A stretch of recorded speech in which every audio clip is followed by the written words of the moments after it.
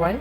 Today I will be presenting about if I were the policymakers in Malaysia, what would I do to balance the economic activities and risk management in order to flatten the COVID-19 pandemic curve. There are a few policies that I would implement if I were the policymakers in Malaysia. Firstly, international boundaries remain open to employees and visitors as long as strict SOPs are followed. Secondly, all economic sectors such as primary, secondary and services are permitted to open in stages with strict SOPs in place. As Malaysian policymakers, I would ensure that economic activities and actions to prevent COVID-19 from spreading further are balanced. We are focusing mainly on economic activities without considering the consequences, especially during COVID-19, which is not a positive thing.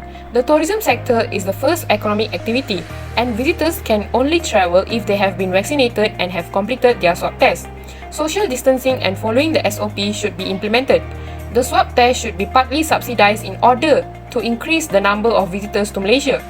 The socio-economic situation will improve as more currency exchange rates occur, resulting in increased Malaysian economic development. Apart from that, construction and industrial sectors are also mainly affected during this COVID-19 pandemic. Companies will not recruit many workers due to the pandemic, leading to a shortage of funds.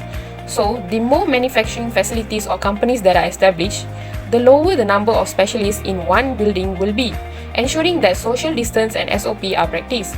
For example, in a company of 200 workers, the first day only 100 employees are allowed to work, and the next day it rotates to the next 100 employees in order to follow the prescribed SOP. Many new companies and factories will boost national income. And if one sector's output declines while another grows, this will help to sustain the economic development.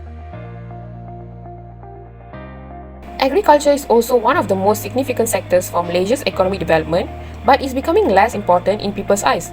Malaysia needs to bring in foreign workers because the Malaysian workforce isn't interested in working in the agriculture sector. We must ensure that the foreign worker is vaccinated and that they undergo a swab test every 2 weeks, as well as follow the SOPs.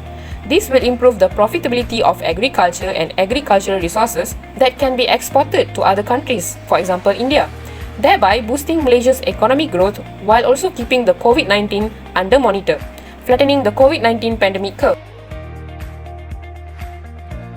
Transportation sector is also important for all the citizens. To keep a safety distance and avoid crowding in all public transports, passenger capacity reduction is essential.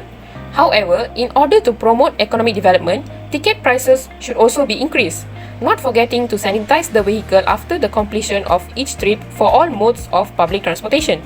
The continuation of transportation will boost the country's revenue. In conclusion, economic stability is the most important factor in a country's growth. As a result, it's critical to create a sector that grows the economy while also reducing the number of COVID-19 cases in the country. This will balance economic activities and risk management in order to flatten the COVID-19 pandemic curve in Malaysia. Thank you.